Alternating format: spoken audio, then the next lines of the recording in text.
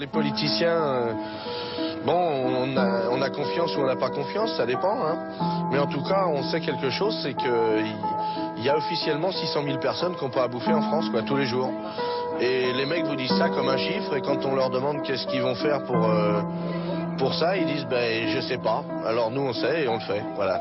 On est dans la merde. C'est-à-dire que moi, personnellement, ça va, j'ai gagné du pognon et je le dis tout le temps et j'en ai rien à foutre, je vais me tirer. Mais pour ceux qui sont obligés de rester, c'est vraiment le bordel.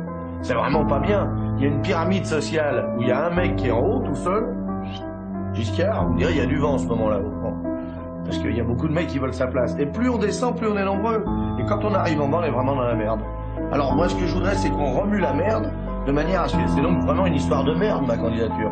Je voudrais qu'on remue la merde et que l'odeur monte jusqu'au nez des mecs qui dirigent et qu'au lieu d'être tournés vers l'extérieur du pays, ils se tournent un peu vers l'intérieur et qu'ils disent qu'est-ce qu'il y a, qu'est-ce qui se passe, qu'est-ce qu'ils ont ceux-là. Ah merde, on leur prend tout leur pognon. Ah oui, il faudrait leur en laisser. C'est un mec qui a donné à bouffer aux gens, quoi. C'est incroyable, quoi. Qui a trouvé l'idée de... Bon, par sa notoriété, évidemment. Mais il avait, d'un seul coup, propulsé, putain, on va donner à manger à tout le monde, bordel. Dans ce pays, qui est un pays où il y a de la bouffe pour tout le monde. C'est pas normal que les gens crèvent de faim, quoi. On a eu du rab.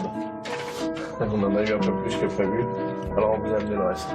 Il est donc allé voir l'abbé Pierre, à qui il a remis un chèque d'1 million de francs. C'est vous dire, tout ce que les Français avaient donné, c'est de vous dire à quel point Coluche tapait juste.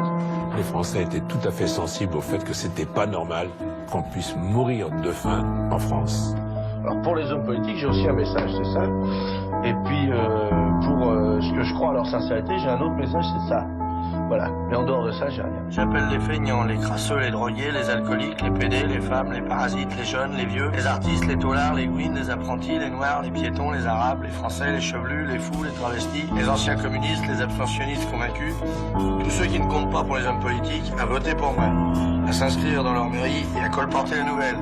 Tous ensemble pour leur foutre au cul avec Coluche, le seul candidat qui n'a pas de raison de mentir. Je me suis trouvé dans une situation avec les Restaurants du Cœur où ils m'ont tous fait des promesses, tu vois. Et puis maintenant, je les vois, quoi, les promesses, tu vois. Donc si tu veux, je vais les régaler. C'est le fait d'en parler, c'est que ça me fait repleurer.